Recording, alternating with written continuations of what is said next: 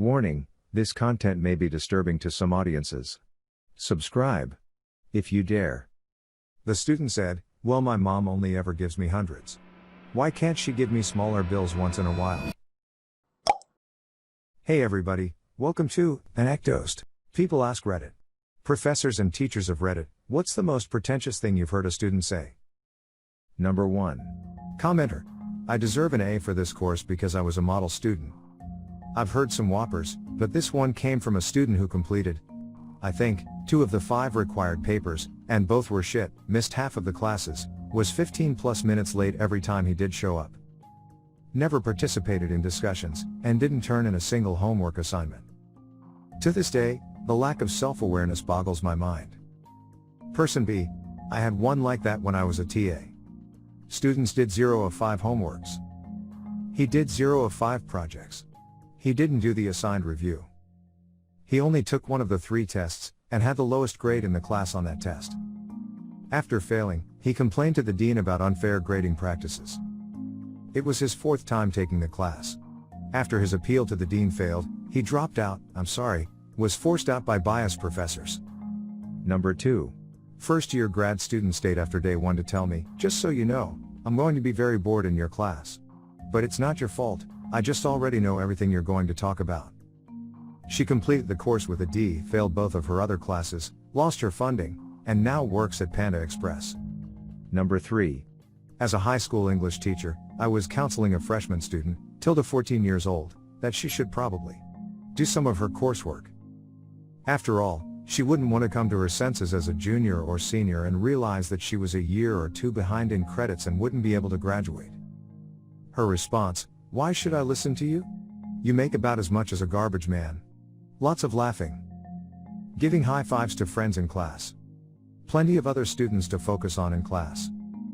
I just moved on to help others in class. Tough to convince a 14-year-old to think ahead. Just checked her transcript. She's about a year and a half behind in credits. It's going to be very difficult for her to graduate this year. Number 4. All the same student, my dad said I don't have the personality to be a nurse. I need to be a doctor. I don't have time to join any student organizations. I'm married. I'm going to make all A's this semester. Oh, that academic warning. I took care of that. She had a mediocre GPA. Hadn't made good grades in science and math classes. Unless her dad built the medical school, she wasn't getting in. And that academic warning was totally legit. I spoke with her professor and he laughed for quite a while when I told him that she said she would make an A. He said she might pass with a C if she was lucky. The kicker? Her husband then called our office and threatened to get us all fired for daring to tell his precious wife something she didn't want to hear.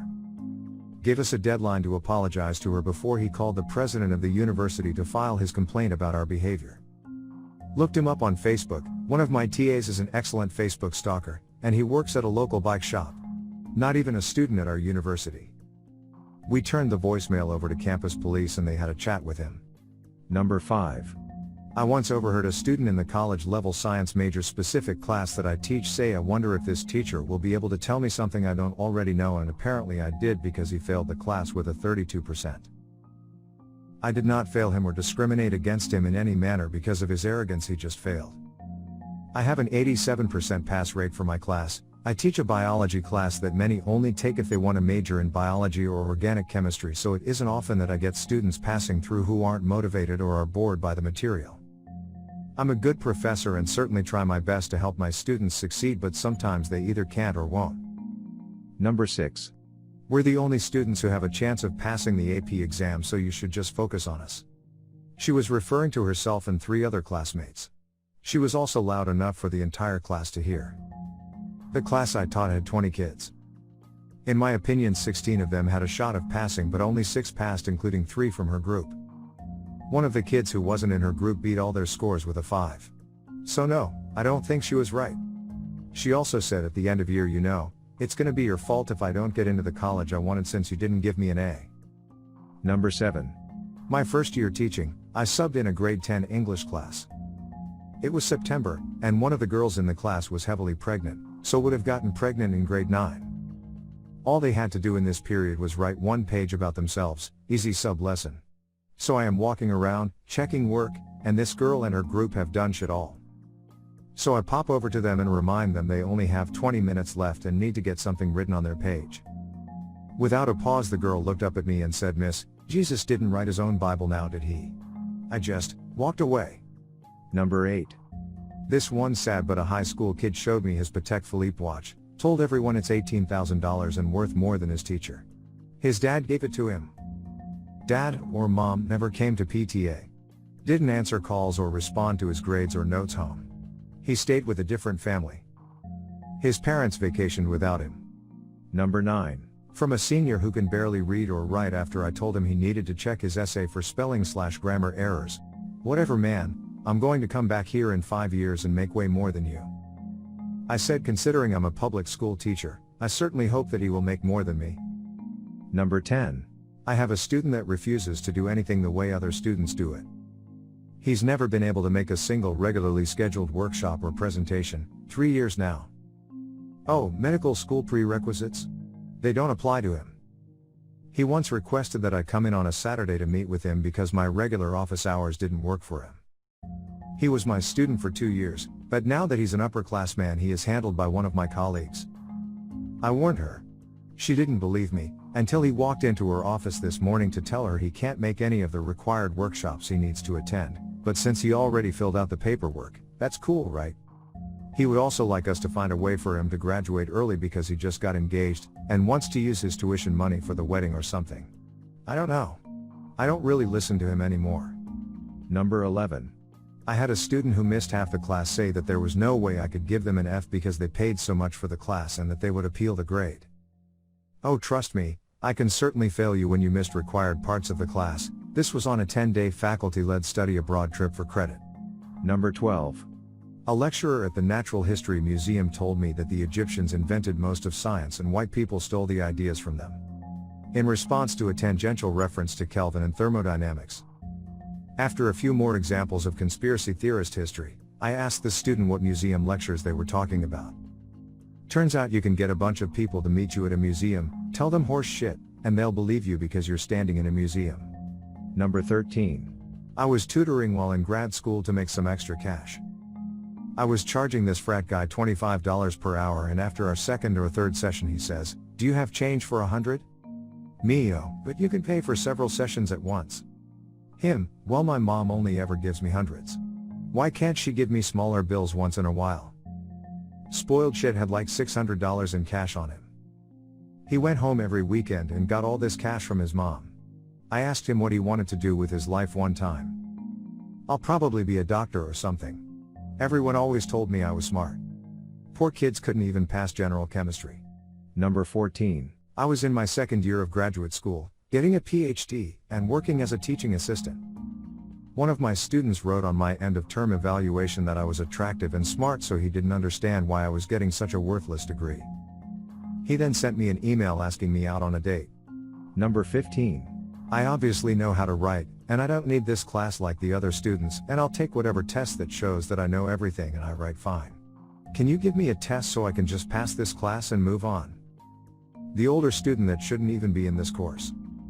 This was first-year college composition. He was early 20s versus 18, hence much older and more mature, in his eyes.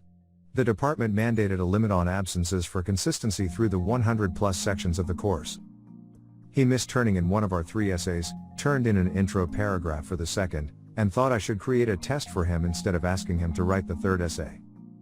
At that time, I didn't have much, really, control over the curriculum or attendance policy.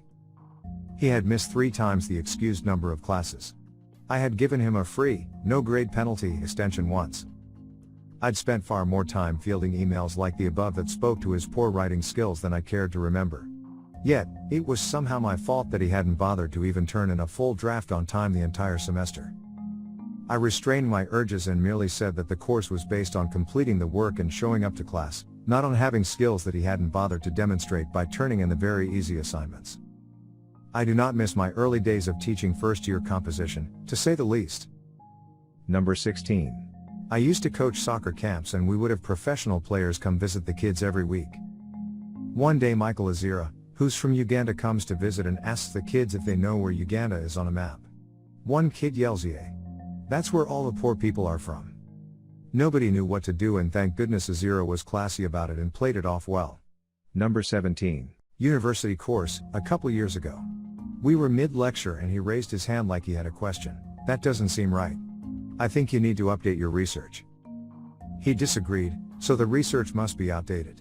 I was teaching basic foundational principles of the discipline. The research was widely accepted in the field and confirmed time and time again. Same guy also pulled out a measuring tape and started measuring things around him, including other students, when we were covering proximity and space. He was unique. Pro tip, just because research is old, doesn't mean it is outdated. And just because you don't understand, doesn't mean it's wrong. Number 18. I was tutoring American history while in high school 7 years ago. I was tutoring an Iranian student as I was trying to walk him through a pre-quiz, letting him know these questions were going to be on the real quiz coming up in 20 minutes. He said, "Just tell me all the answers. This is not Iran's history. I don't care about American history." He was planning to stay in the US. Number 19. Teaching English as a second language. I used to work in this English school that wasn't cheap. A student with a very low level would insist that he understood everything but just wasn't able to answer properly. Obviously, this was total bollocks. One day he asked me to check a grammar tense chart he had done. It made zero sense, and when I tried to explain that, his answer was, "I used information from the internet, you just don't know what you're talking about." I just gave up. Number 20. I used to teach computer class in middle school, and had a student that refused to work. Sat there every single day and didn't do a damn thing. Ended up failing the project we worked on, then had the gall to bring in her grandmother, her guardian, to fight me on it. I explained that she had an entire month to do the project, and was given a rubric 4 different times, and was talked to daily about getting work finished. I wouldn't budge on changing the grade. Don't do the work? You fail that project. Anyway. Make sure to share your personal story in the comments below and have the opportunity to be featured in a future video. Also, if you like these topics, don't forget to like, subscribe, and hit the notification button to continue seeing more content like this every day. See you next time.